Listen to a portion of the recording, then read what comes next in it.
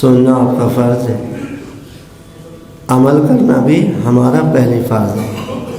کیوں؟ العالم بلا عمل کالشجر بلا ثمر. عالم بغیر عمل کے ایسا ہی ہے جیسے درخت بغیر ثمر کے.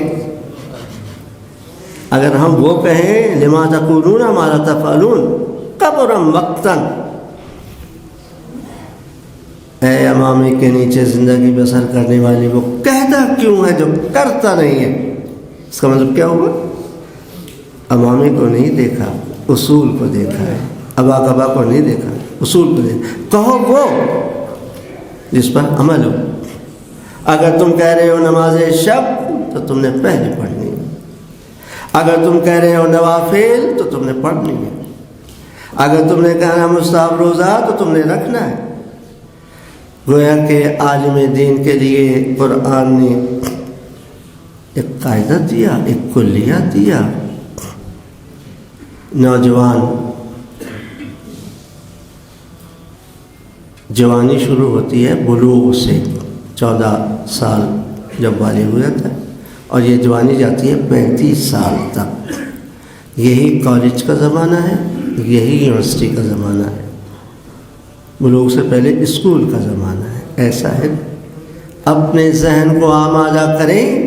اسکول سے لے کر کالج میں جائیں، کالج میں جائیں تو یونیورسٹی میں جائیں. یہ عمل نہ ہو جو عمل ہندا نے کیا ہے. نسلی ہے. ہندا نے کیا کیا؟ ہندا نے اگر یہی کرتی نا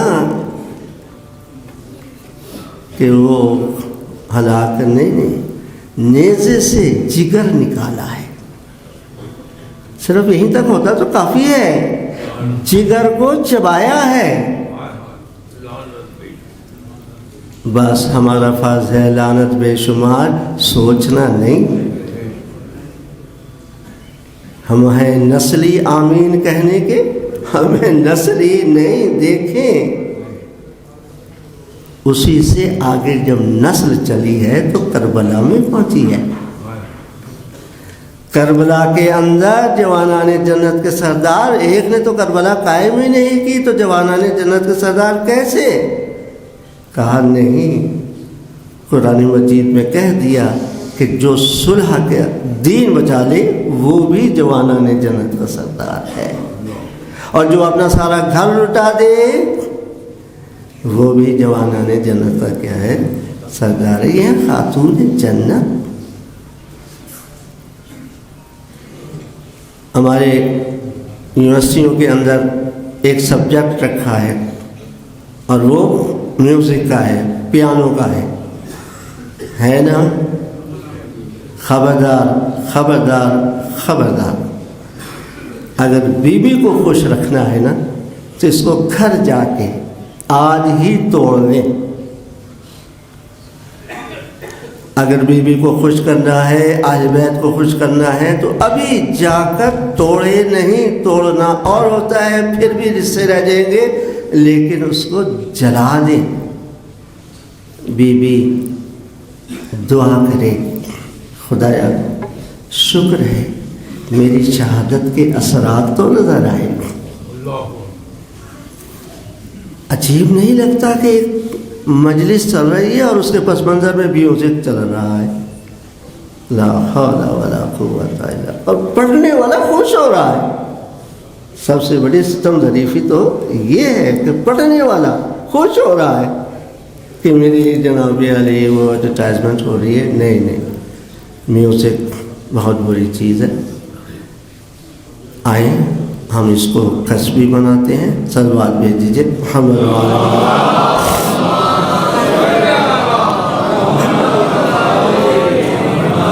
ایک شاعر پر سسٹمیٹیکلی آپ نے ان جملوں کو سننا ہے، خصوصاً یونیورسٹی کے بچوں کو. ظاہر بات ہے جب پیانو بجائیں گے تو آگے کچھ نہ کوئی سننے والے تو ہوں گے نا. خود بھی بگڑے ہوئے ہیں، دوسروں کو بھی کیا بگاڑیں گے. نہیں، ایسی بات نہیں. شاعر قرآن میں گیا، شاعر قرآن میں گیا اور ایک آیت کا ترجمہ کر کے لے کر آیا، شاعر قرآن میں کیا۔ آیت کون سی؟ وما خلقت الجن والانس، لے آیا، اس کا ترجمہ کیا، اس کو اپنی شاعری میں ڈالا۔ اپنے لیے تو سب ہی جیتے ہیں اس جہاں میں، ہے زندگی کا مقصد اوروں کے کام آنا۔ اپنے لیے جی رہے ہیں تو حیوانیت، اور دوسروں کے لیے جی رہے ہیں تو انسانیت۔ اپنے لیے تو سب ہی جیتے ہیں اس جہاں میں، ہے زندگی کا مقصد اوروں کے کام آنا۔ قرآن میں گیا، شاعری میں آیا۔ اگلا جملہ سن لیجئے، اپنی محنت کوشش کسب کو فلم ساز کے حوالے بیچ دیا۔ فلم ساز نے اس کو رقص پر، فلم ساز نے اس کو موسیقی پر، فلم ساز نے اس کو، اس نے قرآن مجید کی اس آیت کو کہ اس نے آخرت کے بدلے دنیا کو خرید لیا۔ اس کو چند ٹکے ملے ہوں گے نا، لیکن جب قرآن مجید کی آیت جو ہے وہ شاعری کے اندر آ گئی، اور شاعری جو ہے وہ طبلے اور سارنگی پر آ گئی، یہ حرام ہو گیا۔ قرآن سے نکلا ہوا نظریہ جب طبلہ سارنگی پر آ جائے تو پھر وہ کیا ہو جاتا ہے؟ حرام ہو جاتا ہے۔ بالکل ایسا ہی ہے کہ جیسے ایک نجس قطرہ، خون کا قطرہ، یعنی اگر منی کا ایک قطرہ کنویں میں جائے تو سارا کنواں جو ہے وہ کیا ہوگا؟ کرنا پڑے گا۔ بہرحال نوجوان ہیں، اس عمر کے اندر جو ہے وہ ہم نے سوچنا ہے کہ میوزک سے ہم باہر جو ہے وہ نکلیں، اور جب باہر نکلتے ہیں تو شاعروں نے بڑے اچھے اچھے تصور دیے ہیں۔ ایسا نہیں ہے پوری سورہ شعراء شاعروں کی تربیت کے لیے آئی ہے۔ کیا ضرورت پڑی تھی قرآن مجید میں کہ سورہ شعراء نازل کریں؟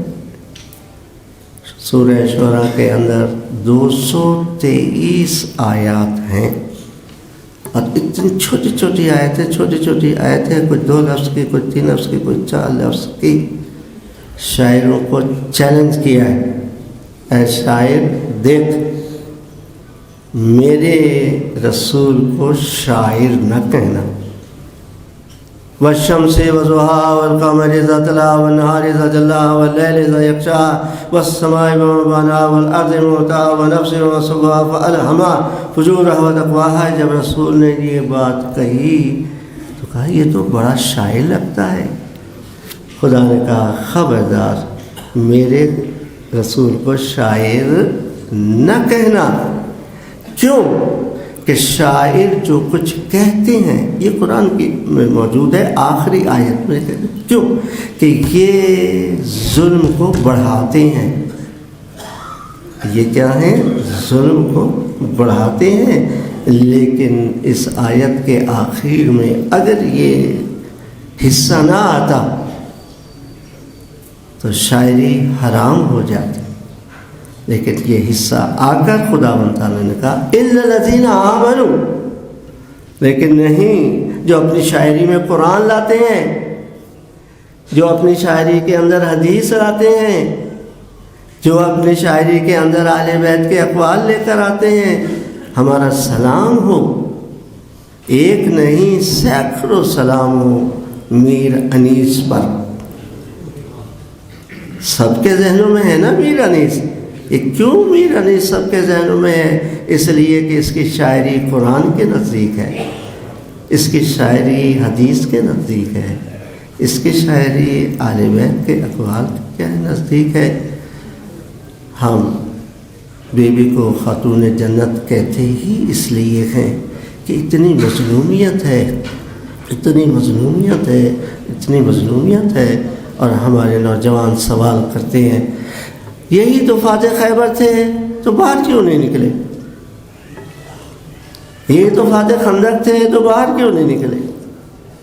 بیوی کے اوپر جو ہے وہ گرایا جا رہا ہے، باہر کیوں نہیں نکلے؟ یہ نسلی سوال ہے، کسبی سوال پیدا کرے۔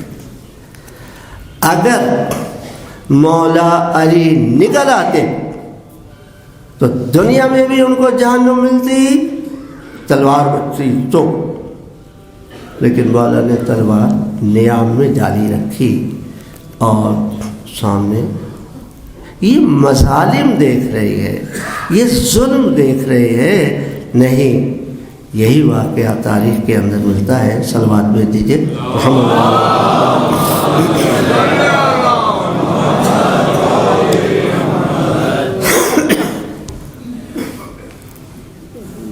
بی بی رو رو کر فرماتی ہیں، یا علی، ہم پر جو ظلم ہو رہے ہیں آپ برداشت کر رہے ہیں، آپ لا فتح الا علی لا سیف الا ذوالفقار ہیں، آپ فاتح احد ہیں، فاتح خندق ہیں، یا علی ہم پر جو ظلم ہو رہا ہے۔ اذان آ گئی، اذان کا وقت تھا تو اذان آ گئی نا۔ سائل نے سوال کیا اذان کے وقت، جواب دینے والے نے جواب دیا اذان کے وقت، اے رسول کی بیٹی، کیا تم چاہتی ہو یہ اذان ختم ہو جائے؟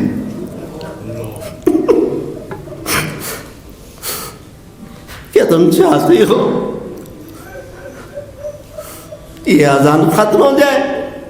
کہا نہیں، کہا بس اس اذان کو بچانے کے لیے تو ہم آگے چلے ہیں نا، اس اذان کو بچانے کے لیے تو ہمارے علی اکبر میدان میں آئے ہیں نا، اس اذان کو بچانے کے لیے کربلا والے آئے ہیں، حضرت حسین۔ بس یہ جملہ بھی ہمارا، خاتون جنت وہ ہیں جن کے مظالم، جن پر جو ظلم ہوا ہے، کسی خاتون پر اتنا ظلم نہیں ہوا۔ تو یہ تو اصول ہے کہ اگر نہیں تو پھر خاتون جنت جو ہے بنتی ہیں، اور کربلا والوں پر اتنا ظلم ہوا تو جوانان جنت کے کیا ہے سردار بٹے، کم ظلم نہیں ہوا۔ لیکن ظلم جو ہے وہ ہم کربلا والوں پہ رسمی آنسو نہیں، کسبی آنسو بنائیں۔ بس ایک جملے میں غور کر لیں، کسب بھی آ جائے کوئی فرق نہیں پڑتا، کوئی کفر نہیں ہوتا، بلکہ ایمان میں اضافہ ہوتا ہے۔ جب آپ شہادت کے لیے روانہ ہوئے ہیں نا، ذوالجناح پہ بیٹھنے سے پہلے آپ ایک بلند نعرہ لگا رہے ہیں جو یہاں تک آواز پہنچ گئی۔ کربلا میں نعرہ لگا، وہ کیا؟ حل من ناصر ینصرنا، ہے یا نہیں؟ آپ کے ذہنوں میں نعرہ ہے یا نہیں؟ کسب کریں، کوشش کریں، اس کے اندر تحقیق کریں، ہے کوئی میری مدد کرنے والا؟ یقینی بات ہے کہ مولا یہاں مدد نہیں چاہ رہے تھے۔ اگر مدد چاہتے تو ایک دن پہلے کیوں چراغ ہو جاتے؟ نہیں، ایسی بات نہیں ہے۔ میں جب شہید ہو جاؤں گا تو میں تمہیں بتاؤں گا کہ میں کیا چاہتا تھا اور کیا چاہت میری مکمل ہو گئی اور میں فوز عظیم پر فائز ہو گیا۔ اعوذ باللہ من الشیطان الرجیم، بسم اللہ الرحمن الرحیم۔